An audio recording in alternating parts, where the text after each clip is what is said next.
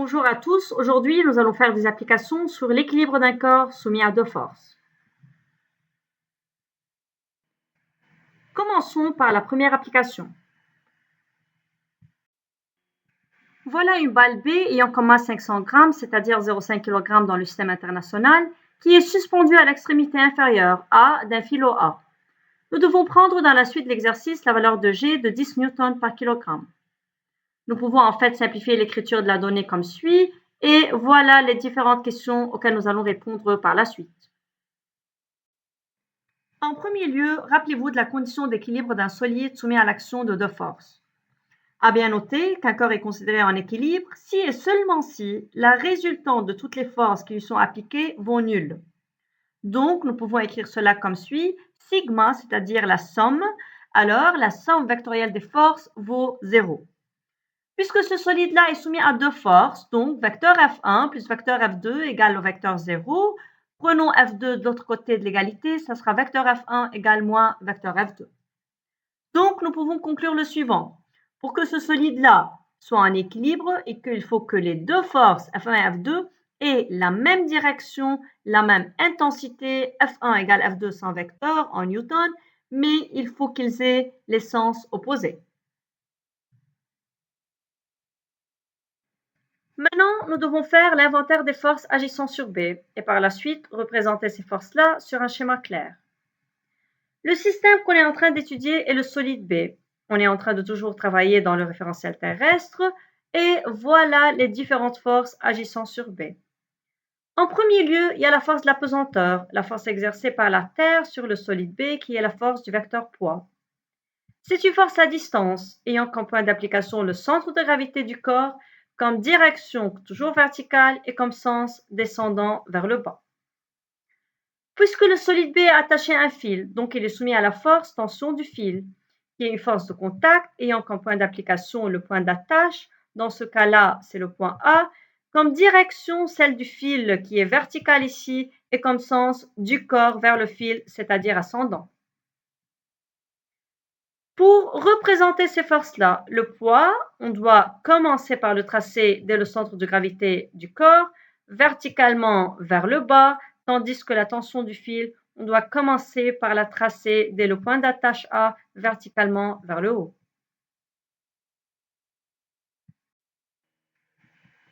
Finalement, donnez les caractéristiques des forces d'interaction qui existent entre la Terre et la balle B. En fait, les forces d'interaction sont les suivantes. Premièrement, la force exercée par la Terre sur la balle et deuxièmement, la force exercée par la balle sur la Terre. Concernant la première force, ce n'est autre que la force de pesanteur, la force du poids. D'après le principe d'interaction, la force exercée par la balle sur la Terre est égale à moins la force exercée par la Terre sur la balle, c'est-à-dire égale à moins P. Donc, ces deux forces ont la même direction, la même intensité en newton, mais le sens opposé. Arrivons à la deuxième application.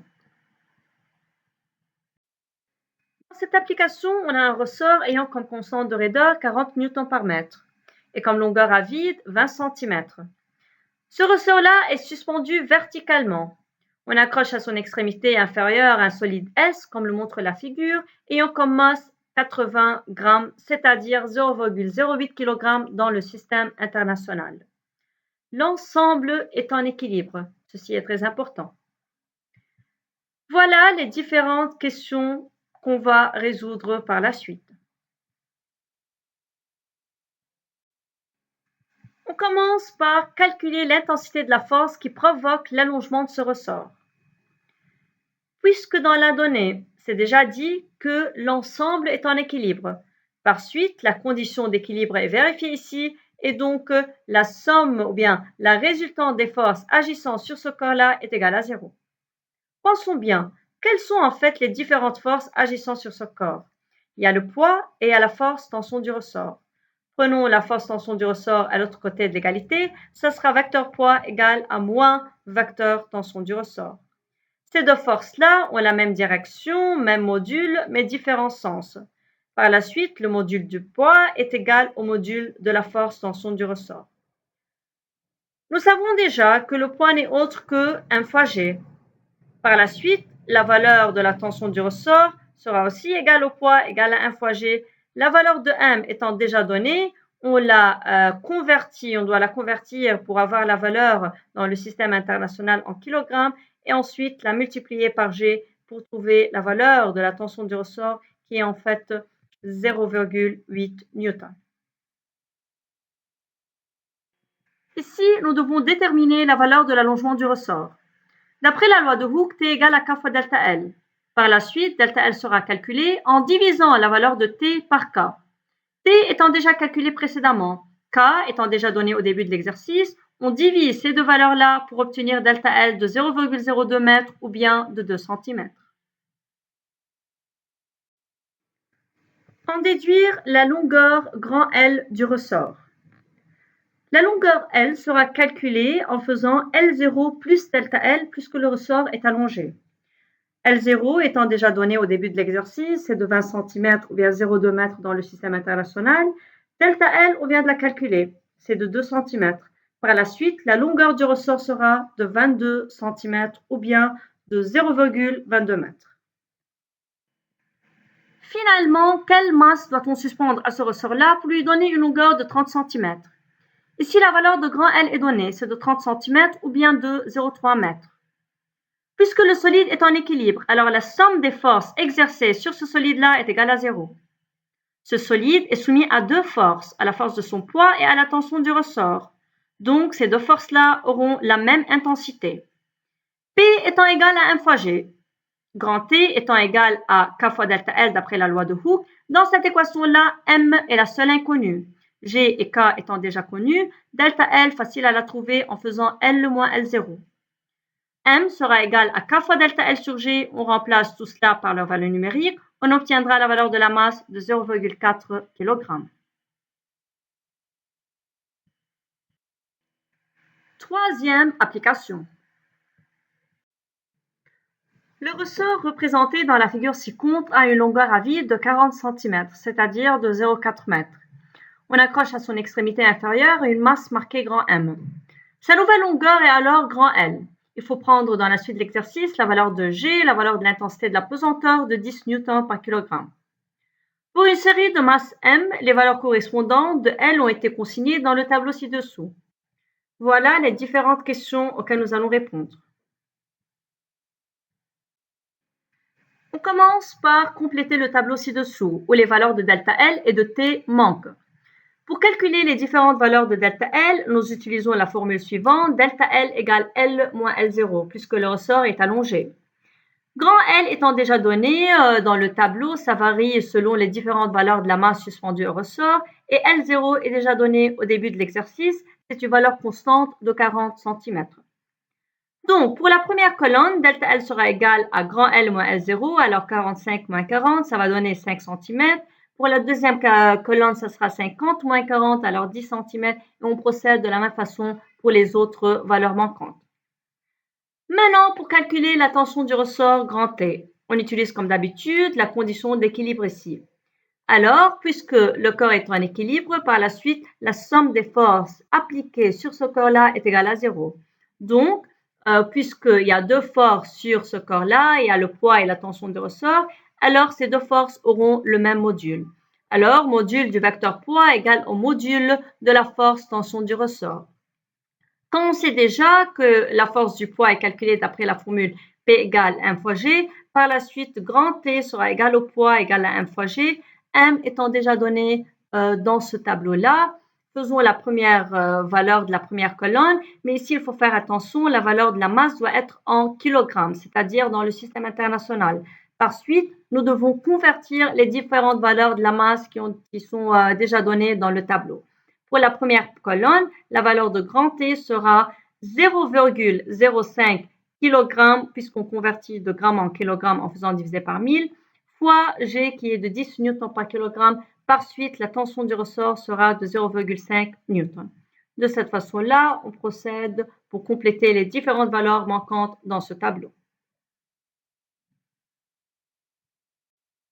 Maintenant, nous devons tracer sur un papier millimétré la courbe d'étalonnage de ce ressort, c'est-à-dire nous devons tracer la courbe représentant les variations de la tension du ressort en fonction de delta L, l'allongement du ressort. Il faut prendre en premier lieu, il faut choisir une échelle convenable qui va être ici 0,5 Newton, échelle verticale, et 5 cm, échelle horizontale.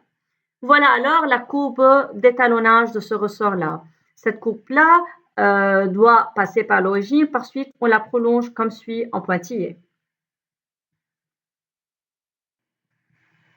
Pour calculer la constante de raideur de ce ressort-là, nous devons utiliser la condition d'équilibre, où la somme des forces exercées sur ce corps est égale à 0. Puisqu'il y a deux forces exercées ou bien appliquées sur ce corps, il y a le poids et la tension du ressort, ces deux forces auront la même norme. P étant égal à 1 fois G, grand T d'après la loi de Hooke étant égal à K fois delta L, dans cette équation, la valeur de K est la seule inconnue. Par suite, pour calculer K, nous devons faire M fois G sur delta L. La valeur de G étant de 10 newtons par kilogramme, pour M et delta L, leurs valeurs, nous pouvons les trouver ou bien les tirer du tableau déjà donné précédemment. Nous pouvons par exemple prendre les valeurs de M et delta L de la première colonne. Ceci va mener à obtenir la valeur de K, la valeur de la constante de raideur de ce ressort qui est de 10 newtons par mètre.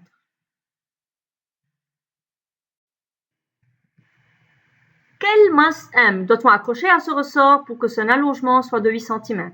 Alors ici, la valeur de delta L est donnée, c'est de 8 cm, alors 0,08 m dans le système international. En appliquant la condition d'équilibre, les valeurs ou bien les normes de P et T sont les mêmes. Par suite, M fois G égale à K fois delta L. Ici, c'est la valeur de M qui manque. Par suite, pour calculer M, nous devons faire K fois delta L sur G. K étant déjà calculé précédemment, c'est de 10 newtons par mètre. Delta L, c'est déjà donné ici. G, c'est de 10 newtons par kilogramme. Par suite, la valeur de la masse va être de 0,08 kg.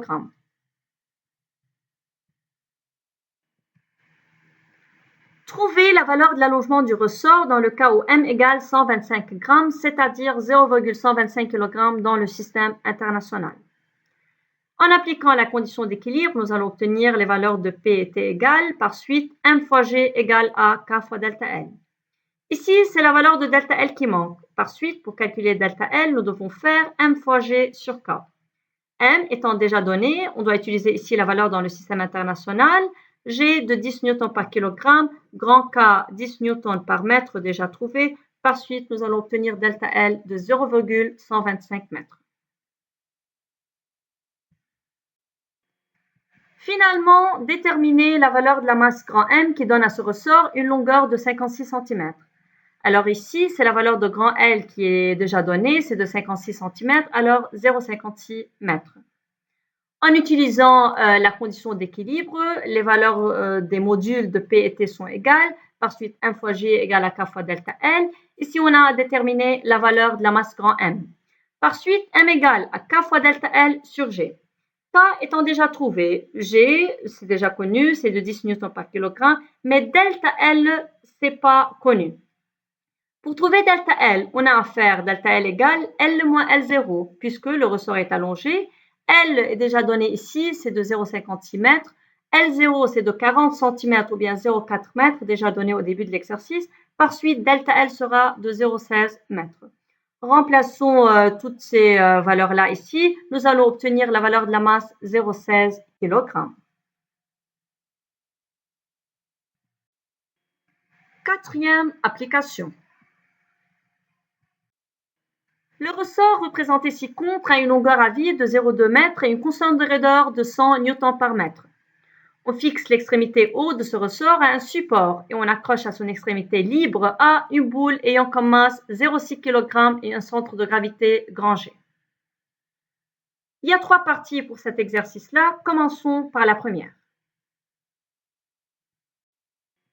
Les deux forces qui s'exercent sur la boule sont en fait son poids P et la tension du ressort.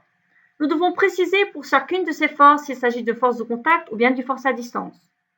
Pour le poids, c'est en fait une force à distance, puisque cette force peut être exercée même en absence de contact, tandis que la tension du ressort est une force de contact, puisque ça nécessite un contact pour qu'elle soit exercée. Calculer la valeur du vecteur poids. Nous devons prendre G égale à 10 newtons par kilogramme.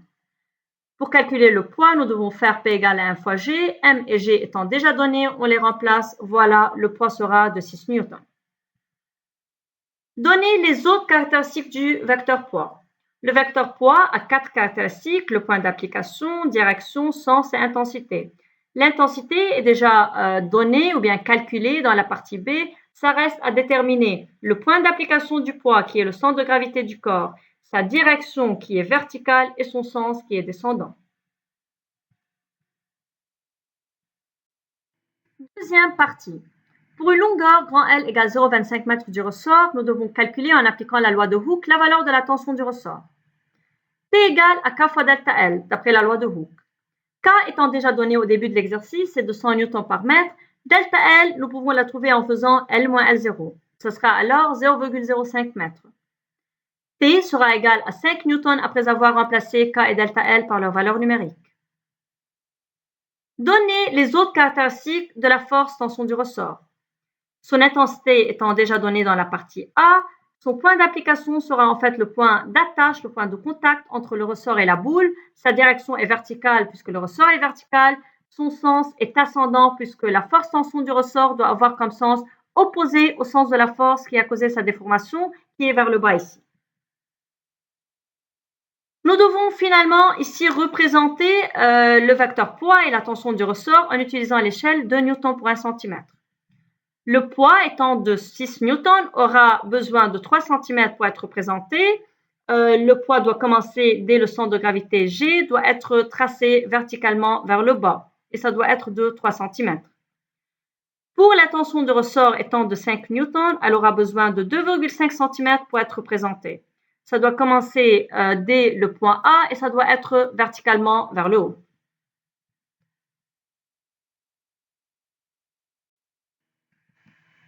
Le corps ou bien la boule n'est pas en équilibre. Pourquoi?